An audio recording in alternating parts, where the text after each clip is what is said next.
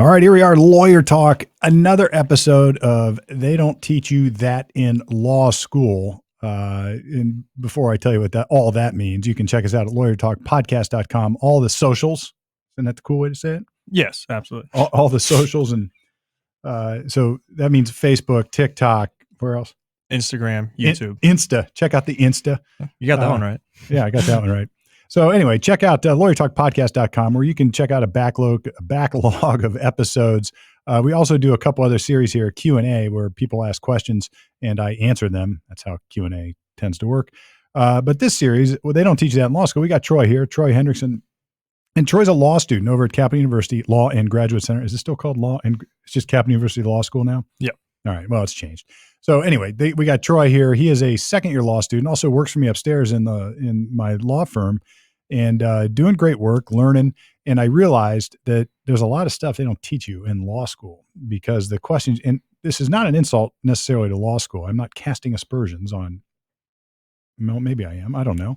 I'm not casting any aspersions intentionally about this, but I think it's true that there are things that you learn in law school, and then there are things that the real world teaches you. And really law school, for those who really want to understand how it works, you basically learn how to learn. Like you don't just go to law school and come out with like a download of information into your brain about what all the laws in the world are. It doesn't work that way. But you learn how to figure out what the law is and what the various issues are, trying to apply the law to different scenarios. So, and then in the real world, you get more of like what the law is. And then you've got the other part of it is also maybe even more important. So anyway, they don't teach you that in law school. And you had a question. I don't even know what the question is. I just know the topic. It's polygraphs, lie detector tests. I know lots, I think. What's the question? So I was working on an appeal upstairs, and that's the green book. We talked about it on here before. And if you ever want to check these out, it's on a blog on our website, Palmer Legal Defense. And so we have a blog. Here's what we do. Let's fill in the gaps here. Okay. We have a blog where Troy and I go through every week all the legal decisions that are published in Ohio. That we get a little book through. Now it's online, but we get a little we get an email online with all the decisions. We used to call it the Green Book here in Ohio, and you're taking all the criminal cases, breaking them down, particularly the ones where it gets reversed, where there's a mistake made and they're going back to the trial court level, and we're describing those or we're talking about those things in our blog. And you can check that out at palmerlegaldefense.com. That's our website upstairs. And of course, if you ever need any trouble, or if you ever get in trouble and you need any help, I can do that too. So anyway, you've got we're going to talk about polygraphs. Yeah, and I mean, I was going to lead off and ask, like, when do you feel like a polygraph is appropriate, like for your clients? Appropriate. Well, that's I could go on forever here. So when do I actually do a polygraph for my clients? Some people say, don't you want to know if your client's telling you the truth, or don't you, what do you do if your client's lying to you? Well, look, I've got a pretty good nose for that at this point. I mean, I know you've sat in some meetings with me, and usually in about a series of 10, 15 minutes, I can get to the heart of what's going on and sort of expose where I think my client may be shading the truth a little bit, one way or another. Polygraphs I don't use for that purpose. I guess that's my long-winded way of saying I don't have clients take polygraphs because I don't believe them. But sometimes in a negotiation stage of a case, sometimes if I'm trying to convince a prosecutor not to pursue something, not to pursue a case, or we just need a reason not to pursue it, I might have a client go take a polygraph and get a positive result or pass the polygraph. So somebody saying that they're truthful. But there's no hard, fast rule here. And it doesn't mean just because my client passes a polygraph that it's going to change the landscape of the case at all. In fact, we're working on a case out in one of the counties out east near Dayton where the gentleman passed a polygraph early on in the case. He still went to trial and the prosecutor still prosecuted him. So it doesn't always matter. And which is sort of the point I think where we're getting with this is, when is a polygraph actually admissible at a trial? Is that what you're talking about? So yeah, on this appeal, this came out of, I believe is our Hardin County? I don't know. Hardin County. Where's that at? That's up in Kenton, Ohio, I believe. Okay. A little bit north of Marion, I think. So this came out of Hardin County. This gentleman was getting accused of some crimes. And so he decided to come forward to police and say, these accusations are fake. And the police had no idea about the accusations at all yet. So he decided to announce it to him. And he said, I'm willing to take a polygraph. So we've got a guy who's accused of committing a crime and the police don't even know about it yet? Nope. So somebody's just saying, you did this. And not only are you so sure that you, the person being accused, didn't do it, you're going to go prove it. You're going to go take a polygraph and pass it. And then this guy goes to the police and says, see, look, Mhm. I passed a polygraph. Oh, no, he didn't pass the polygraph. Oh, he flunked. Yeah. So he took a polygraph and took his failed polygraph result to the police? No, and the police. Or The did main the thing on police have him do a poly? the police have him do a polygraph. I mean, he just volunteered to do it. And I got you. All right. And the issues on this appeal are a little different. So, well, let's talk about that scenario real quick. Mhm. A lot of times, the police will offer polygraphs to suspects. So they get people going down this garden path. Get a guy, say he's accused of some sort of sex offense, which I'm guessing this was. Mhm. And they start interviewing the guy, and the guy's telling his story, and he says, "I didn't do it. I would never do such a thing. It's such a horrible accusation. I didn't do it." Well, do you have an alibi? Can you prove it? Usually there's no physical evidence anyway, so it's just a one guy's word or one gal's word against the guy, or vice versa, or maybe both guys or both girls. I don't care. And the police say, well, are you willing to take a polygraph? Sometimes they do that just to get a guy talking even more. Mhm. Sometimes they do that just to see what the guy will say. I mean, if he's going to take a poly, I think that if you're willing to take a polygraph, often just your willingness says a little bit about it. Mhm. But here, apparently, the police offer the guy a poly and he fails. Table that for a second. What if he passes?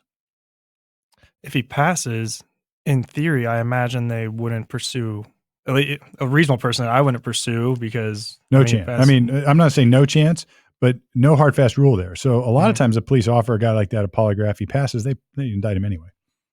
It happens all the time. Our case we're working on is one such scenario. So why do you think they do that? Why do the police? Yeah, I mean, because can't we now use at trial? Here's a past polygraph. No. Okay. You cannot, right? So polygraphs are generally speaking not admissible at trial. So let's say in this scenario, and the scenario we invented where you're being accused of a sex offense, you go tell the police, "Nuh-uh, I didn't do it. No way." "Yeah, but she says so." And I say, "No, nuh-uh, yes, huh." And you say, "I'll take a polygraph." And you go and you pass. The police give you a polygraph. They're polygraphists. They use their guy and you pass.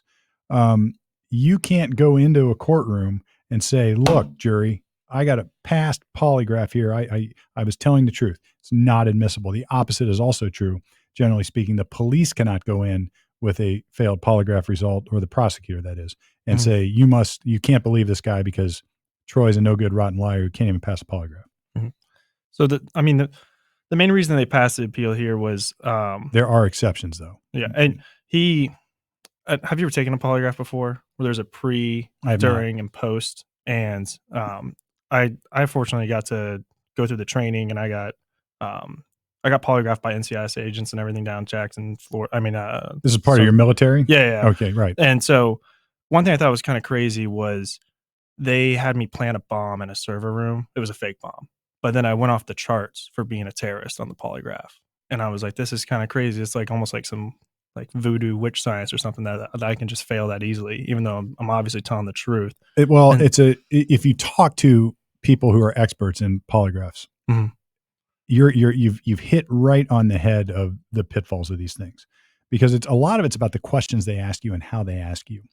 And if you get there, a lot of people sort of get thinking about things and they get in their own way and they can end up failing a polygraph. I think polygraphs can be very reliable. They can be very unreliable. And that's why, generally speaking, they're not admissible in court, because, you just don't know. And I've had clients that come to me later and say, "Look, I failed a polygraph."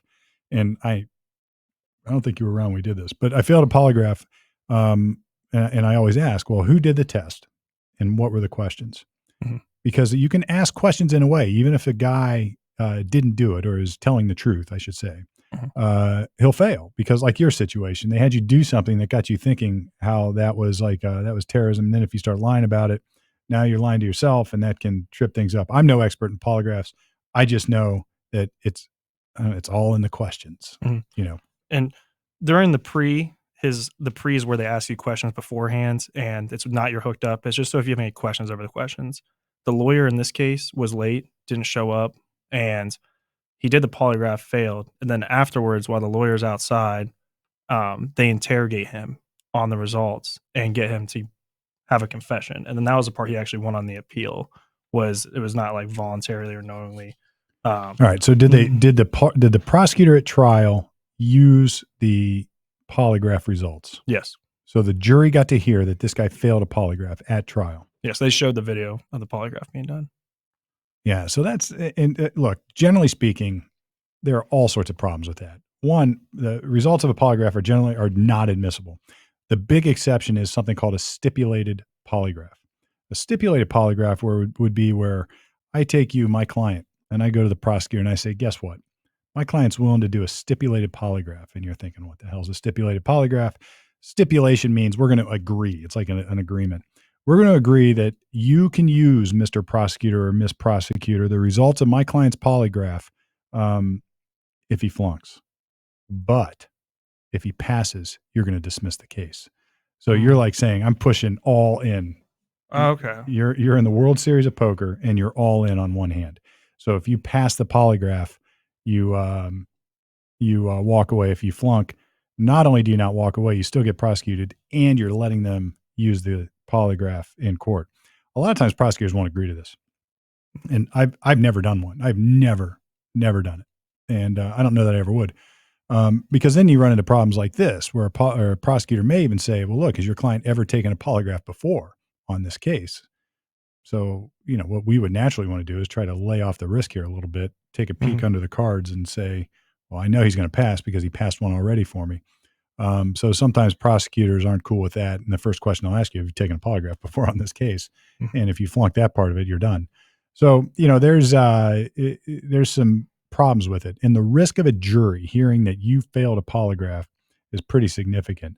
I would be curious to know the basis that the court let this result come into evidence in this case. Well, now that you mentioned it, I do remember that they did stipulate at the beginning. All right. So it was a stipulated polygraph. Mm-hmm. All right. So what it was then, the guy went in, took a polygraph and said, and put all his chips in the middle and came up snake eyes. Right. Yeah. Right. He hit on 16 or whatever. Right. So anyway, so he lost. Now what the real issue here is a right to counsel issue during an interrogation. Mm-hmm. Sixth Amendment, for those scholars out there like you, a young law student, the Sixth Amendment guarantees everybody a right to counsel. And a right to counsel means that you have a right to have an attorney present after the instigation of formal adversarial proceedings. Is this ringing a bell in here in this case? A little bit, yeah. A little bit. I don't know. Maybe I got the reasoning right, maybe wrong.